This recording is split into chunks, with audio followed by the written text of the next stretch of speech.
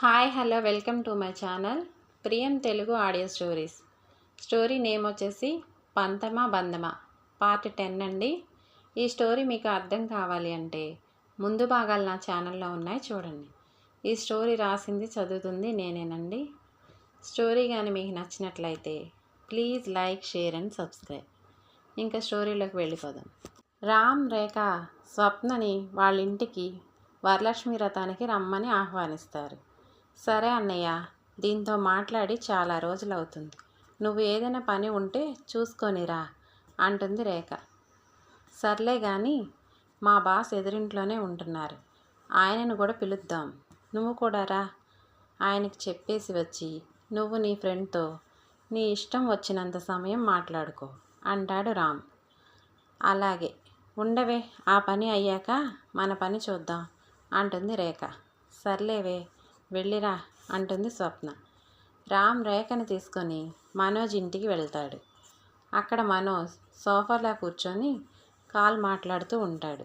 Call మాట్లాడి పెట్టేసరికి రామ్ని చూసి, రా రామ్, ఏంటి ఇలా వచ్చావు అని అడుగుతూ రేఖని చూసి, ఈమె ఆ రోజు రాత్రి రామ్ స్వప్న ఈమె ఇంటికే కదా వెళ్ళింది అని రేఖని చూస్తున్న మనోజ్ని చూసి, సార్ ఆమె మా చెల్లి అంటాడు రామ్. రేఖ మా బాస్ అంటాడు రామ్. హాయ్ సార్ అంటుంది రేఖ. ఏంటి రామ్ ఇలా వచ్చారు అంటాడు మనోజ్. దానికి రామ్, సార్ మా ఇంట్లో రేపు వరలక్ష్మి వ్రతం చేసుకుంటున్నాం, తెలిసిన వారిని అందరినీ పిలవడానికి వచ్చాం, అందుకే మీ ఇంటికి కూడా వచ్చాం. ఓ అవునా, అది ఆడవాళ్ళకి సంబంధించినది కదా, నేను ఎందుకు అంటాడు మనోజ్. పర్వాలేదు సార్, ఆడవాళ్ళంతా పూజలో ఉంటే మనం చెస్సో క్యారమ్సో ఆడుకుందాం, ఎందుకంటే మీరు ఒక్కరే బోర్ అంటున్నారుగా. స్వప్న, వంశీ కూడా వస్తున్నారు, ఎలాగో రేపు హాలిడేనా కదా, మీరు కూడా రండి, బాగుంటుంది అంటాడు రామ్. స్వప్న, వంశీ అనగానే మనోజ్ కూడా సరే అంటాడు. సరే అన్నయ్య, మీరు మాట్లాడుకోండి, నేను స్వప్నతో గడుపుతాను, చాలా రోజులు అయ్యింది తనని కలిసి అంటూ బాయ్ సార్ అని చెప్పి వెళ్ళిపోతుంది రేఖ. ఆగు అంటూ ఉండగానే బాయ్ అన్నయ్య అంటూ వెళ్ళిపోతున్న రేఖను చూసి, పెళ్ళైనా పిల్లలు పుట్టినా దీనికి అల్లరి ఏమాత్రం తగ్గలేదు, అల్లరి పిల్ల అంటాడు రామ్. దానికి మనోజ్ వింతగా చూస్తుంటే, ఆమె నా చెల్లి, స్వప్నకి చిన్నప్పటి స్నేహితురాలు, మేము చిన్నప్పుడు స్వప్న వాళ్ళ ఊర్లోనే ఉండేవాళ్ళం, నాకు జాబ్ వచ్చి మా చెల్లికి పెళ్ళి అయ్యాక ఇక్కడికి వచ్చేసాం. స్వప్న అంటే రేఖకి ప్రాణం. స్వప్న కూడా తన భర్త వదిలేశాక ఇక్కడికే వచ్చి రేఖను కలిసింది. రేఖ వల్లే స్వప్న మన ఆఫీస్లో జాయిన్ అయింది. ముందే చెప్పాను, రేఖ చెప్పింది అని నీకు జాబ్ ఇవ్వలేనని. తనే స్వయంగా ఇంటర్వ్యూలో సెలెక్ట్ అయ్యి జాబ్ తెచ్చుకుంది స్వప్న. ఆ తర్వాతనే స్వప్న నాకు పరిచయం అంటాడు రామ్. ఆ తర్వాత స్వప్న పడిన కష్టాలు, ఎన్ని సమస్యలు ఉన్నా వర్క్ దగ్గర మాత్రం చాలా సిన్సియర్గా వర్క్ చేసేది. అందువల్లే స్వప్న మొండితనం, ధైర్యం పట్ల నాకు అభిమానం, తర్వాత ప్రేమగా మారింది అంటాడు రామ్. అలా మనోజ్తో ఒక 2 గంటలు మాట్లాడి వచ్చేసరికి రేఖ, స్వప్నలు మాట్లాడుకుంటూ ఉంటారు. ఇంకా అవ్వలేదా మీ మాటలు అయితే వెళ్దాం, రేపటికి కావలసిన సామాన్ లిస్టు కూడా తీసుకోవాలి, రా రేఖ అంటాడు రామ్. సరేలేవే, ఇక నేను వెళ్తాను అని బాయ్ స్వప్న అని రామ్, రేఖ ఇద్దరు వెళ్ళిపోతారు. తన ఇంటి వద్ద నుండే అది గమనించిన మనోజ్, అంటే స్వప్న, రామ్ ఆ రోజు వెళ్ళింది ఈమె ఇంటికే అన్నమాట. స్వప్న రామ్తో అంత చనువుగా ఉండడానికి కారణం ఒక విధంగా రేఖ, తన స్నేహితురాలు కాబట్టి. స్వప్న రామ్కి పరిచయం అయ్యింది అన్నమాట అనుకుంటాడు మనోజ్. ఆ నెక్స్ట్ డే ఉదయాన్నే లేచి స్నానం చేసి స్కై బ్లూ కలర్ పట్టు చీర ఒకటి తీసి కట్టుకొని రెడీ అయ్యి వంశీని కూడా రెడీ చేసి బయటికి వస్తుంది స్వప్న. తను బయటికి వచ్చేసరికి ఎదురుగా మనోజ్ ఉంటాడు. ఆ చీరలో స్వప్నని చూడడానికి 2 కళ్ళు సరిపోవు. అచ్చం దేవతలా ఉంటుంది. తనని అలా మైమరిచి చూస్తున్న మనోజ్ని చూసి, మీరేంటి ఇలా వచ్చారు అంటుంది స్వప్న. అది నేను కూడా రామ్ ఇంటికే వెళ్తున్నాను, మీరిద్దరూ కూడా వస్తే కలిసి వెళ్దాం అంటాడు మనోజ్. అంతలో శారదమ్మ గారు వచ్చి, ఎక్కడికమ్మా బయలుదేరావు, గుడికా అంటుంది. లేదు పిన్ని గారు, రామ్ గారి ఇంట్లో వరలక్ష్మి వ్రతం అంట, రమ్మని పిలిచారు రేఖా రామ్, అందుకే వెళ్తున్నా. అలాగా, ఈ చీరలో చాలా బాగున్నావు తల్లి, అచ్చం గుడిలో దేవతలా అంటుంది శారదమ్మ. నా దిష్టే తగిలేలా ఉంది తల్లి అంటున్న శారదమ్మ గారితో, అవును అత్తయ్య గారు, నేను కూడా అదే అనుకుంటున్నా అని నోరు జారుతాడు మనోజ్. దాంతో తనని మింగేసేలా చూస్తుంది స్వప్న. స్వప్న తనని ఎందుకు అంత కోపంగా చూస్తుందా అని ఆలోచించిన అతనికి తన నోరు జారానన్న విషయం అర్థమై సైలెంట్ అయిపోతాడు. అయోమయంగా చూస్తున్న శారదమ్మ, ఎందుకంటే మనోజ్ నోరు జారాడు. స్వప్న ఏమో గుడ్లు ముట్టికరించి మనోజ్నే చూస్తుంది. వీళ్ళిద్దరూ ఏమిటని గమనిస్తుంది. ఎందుకంటే స్వప్న ఎప్పుడు మనోజ్తో మాట్లాడినా తన కళ్ళల్లోనూ మాటల్లోనూ కోపం చూపించడం ఆమె చాలాసార్లు గమనించింది కాబట్టి. దాంతో టాపిక్ మార్చాలని, అదే నేను అక్కడికే వెళ్తున్నాను, రండి మీ ఇద్దరిని కూడా తీసుకెళ్తాను అంటాడు మనోజ్. అవసరం లేదు, మేము ఆటోలో వెళ్తాం అంటుంది స్వప్న. దానికి తేరుకొని శారదమ్మ గారు, తెలిసిన వాళ్ళతో వెళ్తే ఇబ్బంది ఉండదు కదా స్వప్న, పైగా పిల్లాడిని కూడా తీసుకెళ్తున్నావు అంటే, అవును మమ్మీ, నేను మనోజ్ అంకుల్తోనే కారులో వస్తాను అంటాడు వంశీ. విన్నావుగా స్వప్న, ఇకనైనా వస్తావా అంటాడు మనోజ్. దానికి సరే సార్ అంటుంది స్వప్న వెటకారంగా. అలా Manoj car front door open చేస్తే, మేము వెనకాల కూర్చుంటాం సార్ అంటుంది స్వప్న. చూసే వాళ్ళకి నువ్వు ఓనర్ లాగా నేను డ్రైవర్ లాగా ఉంటాం అంటాడు మనోజ్.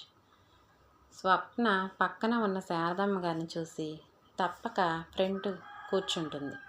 స్వప్న వంక చూసి స్వప్న వంశీ కూడా వారిద్దరి మధ్యలో కూర్చుంటాడు. దాంతో కార్ స్టార్ట్ చేసి ముందుకు వెళ్తారు.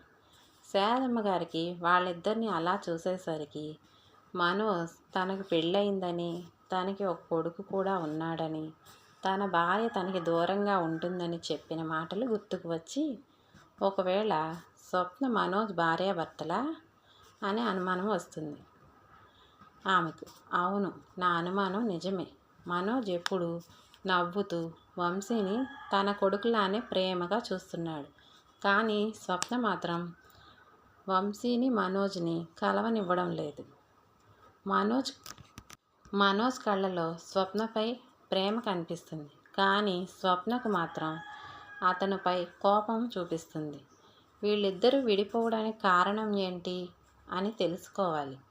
ఆ అబ్బాయిని చూస్తే చాలా మంచివాడులానే ఉన్నాడు. పైగా స్వప్నపై ప్రేమ కూడా ఉంది. మరి స్వప్నని ఎందుకు వదిలి వెళ్ళిపోయినట్లు? ఏదో జరిగింది, అది ఏంటో తెలుసుకుంటే స్వప్న జీవితం బాగుపడుతుంది అని అనుకుంటుంది శారదమ్మ. కారులో మనోజ్ స్వప్నతో ఇలా అంటాడు, నా డ్రీమ్ ఇలా ఫుల్ఫిల్ అయ్యింది అంటాడు. ఏంటి అంటుంది స్వప్న. నా ఫ్యామిలీతో కలిసి నేను ఎప్పుడు అవుటింగ్కి వెళ్తానా అని అంటాడు మనోజ్. అది విన్న స్వప్న, మనం వెళ్ళేది అవుటింగ్ కాదు, పేరంటానికి. అయినా అక్కడికి మీరెందుకు, ఆడవారిలా తాంబూలం తీసుకుంటారా అంటుంది. లేదు, రామ్ నన్ను ఫ్యామిలీతో రమ్మంటే నేను నా భార్యకి తోడుగా వెళ్తున్నా అంటాడు మనోజ్. ఏంటి అంటుంది స్వప్న. అంటే రామ్ నిన్ను నన్ను వంశీని కూడా పిలిచాడు కదా, అలా విడివిడిగా పిలిచినా ముగ్గురిని పిలిచినప్పుడు మనం ఒకటే ఫ్యామిలీ కదా అంటాడు మనోజ్. ఎక్కువ కలలకు అనకండి అంటుంది స్వప్న. పిన్ని గారికి అనుమానం వస్తుందని మీ కారు ఎక్కాను, మీరు ఏదో ఊహించుకుంటున్నట్లున్నారు. అబ్బే ఏం లేదు అక్కడికి నువ్వు వెళ్ళి తాంబూలం తీసుకున్నప్పుడు నీ భర్త ఎవరమ్మా అని అడిగితే నువ్వు తలదించుకోవాలని తోడుగా వచ్చి నేనే ఆమె భర్తని అని చెప్పాలని వస్తున్నా అంటాడు మనోజ్. అంత సీన్ లేదు. అక్కడ రామ్ వాళ్ళ ఫ్యామిలీకి నా గురించి మొత్తం తెలుసు. మీరేం అంత త్యాగం చేయనక్కర్లేదు అంటూ వాళ్ళు ఇద్దరూ మాటలతో పోట్లాడుకుంటుంటే వాళ్ళు మాట్లాడేది ఏమీ అర్థం కాక వాళ్ళని వింతగా చూస్తున్న వంశీని చూసి ఇద్దరు సైలెంట్ అయిపోతారు. ఈలోగా రామ్ ఇల్లు రానే వస్తుంది. స్వప్న కారు దిగి వంశీని తీసుకొని లోనికి వెళ్తుండగా రామ్ ఎదురుగా వచ్చేసావా స్వప్న? ఇప్పుడే నేను బయలుదేరాను మిమ్మల్ని తీసుకొద్దామని అంటాడు రామ్. అలా అంటూనే స్వప్నని కళ్ళార్పకుండా చూస్తున్న రామ్ చూసి ఆ శ్రమ నీకు లేకుండా నేనే తీసుకువచ్చాను. ఎందుకంటే ఇవాళ నీకు ఇంట్లో చాలా పనులు ఉంటాయి కదా అంటాడు మనోజ్. ఓ సార్, మీరు తీసుకొచ్చారా? మిమ్మల్ని చూడనే లేదు అంటాడు రామ్. నాకు తెలుసు రామ్, స్వప్న కళ్ళ ముందుంటే నీకు ప్రపంచం మొత్తం చీకటిగా కనిపిస్తుంది అని గొనుక్కుంటాడు మనోజ్ మనసులో. సరే సార్, రండి, రా స్వప్న అంటూ వాళ్ళని లోనికి తీసుకెళ్తాడు రామ్. స్వప్నను వాళ్ళ అమ్మ దగ్గర అప్పచెప్పి తను వచ్చి మనోజ్కి సోఫా చూపించి మనోజ్ పక్కనే సోఫాలో కూర్చుంటాడు రామ్. మనోజ్తో మాట్లాడుతూనే స్వప్ననే చూస్తూ ఉంటాడు రామ్. తను పక్కనే ఉండగా తన భార్యని రామ్ అలా చూడడం సహించలేకపోతాడు మనోజ్. చాలా కష్టంగా పూజ అయ్యేంత వరకు కూర్చొని ఉండి భోజనం చేసి బయలుదేరుతాడు మనోజ్. బాబు వంశీ, ఇంక వెళ్దాం, మీ మమ్మీని కూడా రమ్మను, వెళ్దాం అంటాడు మనోజ్. దాంతో వంశీ వెళ్ళి స్వప్నను మమ్మీ రా, ఇంటికి వెళ్దాం, అంకుల్ రమ్మంటున్నారు అంటాడు వంశీ. దానికి స్వప్న విసుగ్గా మనోజ్ వంక చూసి రేఖ, ఇక నేను వెళ్తాను అంటుంది. దానికి రేఖ ఉండవే సాయంత్రం వరకు అంటే, లేదు రేఖ, ఇంట్లో చాలా పనులు ఉన్నాయి, ఈరోజు హాలిడే కదా, అన్నీ ఇవాళే చేసుకుంటే రేపటి నుండి ఆఫీస్కి వెళ్ళాలి అంటుంది స్వప్న. సరే నీ ఇష్టం అని అంటుంది రేఖ. దాంతో రేఖ వాళ్ళ అమ్మగారు స్వప్నకు తాంబూలం ఇచ్చి పంపిస్తారు. స్వప్న బయలుదేరడం చూసి రామ్ దిగులుగా మారిపోతాడు. అది చూసిన మనోజ్ ఇక లాభం లేదు, ఏది జరిగితే అదే జరిగింది, ఇక నేను భరించలేను ఈ వింత, నా కళ్ళ ముందే నా భార్యకి వేరొకడు సైట్ కొట్టడం నేను భరించలేను. అర్జెంటుగా రామ్కి నిజం చెప్పేయాలి, లేదంటే నిజం చెప్పడం ఆలస్యమైతే రామ్ పిచ్చివాడైపోయేలా ఉన్నాడు. అలా అనుకొని వంశీని ఎత్తుకొని త్వరగా కారు దగ్గరికి వెళ్ళిపోతాడు మనోజ్. దాంతో వాళ్ళనే ఫాలో అయ్యి స్వప్న కూడా కారు ఎక్కుతుంది. బాయ్ రేఖ, బాయ్ రామ్ గారు అని అంటుంది స్వప్న. దానికి తిరిగి రామ్ రేఖ కూడా బాయ్ చెప్తారు. ఇంకా అక్కడ ఉండలేని మనోజ్ కారు త్వరగా స్టార్ట్ చేసి చాలా ఫాస్ట్గా అక్కడ నుండి తీసుకొచ్చేస్తాడు. కారులో మూడీగా ఉన్న మనోజ్ని చూసి వెళ్ళేటప్పుడు కారం తిన్న కాకిలాగా కావు అంటూనే ఉన్నాడు. ఇప్పుడేంటి ఆముదం తాగిన వాడిలా అలా పెట్టాడు మొహం అని అనుకుంటుంది స్వప్న. ఈలోగా వాళ్ళ ఇల్లు వచ్చేస్తుంది. స్వప్న కారు దిగి ఇంట్లోకి వంశీని తీసుకొని వెళ్తుండగా మనోజ్ కూడా వాళ్ళని పట్టించుకోకుండా తన ఇంట్లోకి వెళ్ళిపోతాడు. దాంతో మరింత ఆశ్చర్యపోతుంది స్వప్న. ఏమైంది ఈయన గారికి అనుకుంటుంది. ఆ నెక్స్ట్ డే ఆఫీస్లో లత ఆఫీస్ వర్క్ గురించి మనోజ్తో మాట్లాడుతూ ఉండగా తనతో ఉన్నది లత అన్న విషయం మర్చిపోయి మిస్సెస్ మనోజ్ అంటాడు మనోజ్. దానికి లత, సార్, నన్ను మిస్సెస్ మనోజ్ అంటున్నారా? మీకు నా మీద అలాంటి అభిప్రాయం ఉందని చెప్పనే లేదు అని అంటుంది ఆశ్చర్యంగా. సారీ, నేను అన్నది మిమ్మల్ని కాదు అంటాడు మనోజ్. ఊరుకోండి సార్, నన్ను కాకపోతే ఇంకెవరినని? స్వప్న గారినా అంటుంది. గబాల్న స్వప్న మనోజ్ వంక కోపంగా చూస్తుంది. అది విన్న అది నిన్ను కాదు, ఆమెను కూడా కాదు, పొరపాటున టంగు స్లిప్ అయ్యింది, అంతే, ఇంకేం లేదు లత అంటాడు మనోజ్. పర్వాలేదు సార్, మీరు చెప్పడానికి మొహమాట పడుతున్నారని నాకు అర్థమయ్యింది అని నవ్వుకుంటూ సిగ్గుపడిపోతూ బయటికి వెళ్ళిపోతున్న లతని చూసి స్వప్నకి ఆశ్చర్యం వేస్తుంది.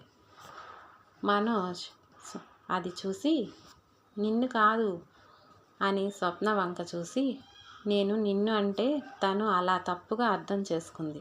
నిజం స్వప్న, తప్పుగా అనుకోకు అంటాడు. ఇందులో తప్పేముంది? ఈ రోజుకి ఈ ఎపిసోడ్ ముగిసిందండి. కథ కానీ మీకు నచ్చినట్లయితే లైక్ చేయండి, షేర్ చేయండి, సబ్స్క్రైబ్ చేయండి. సబ్స్క్రైబ్ చేసుకుంటే నేను స్టోరీ పెట్టగానే మీకు నోటిఫికేషన్ వస్తుంది. స్టోరీ చూస్తున్నారు కానీ సబ్స్క్రైబ్ చేసుకోవటం లేదండి. Please subscribe. Thank you all. By by.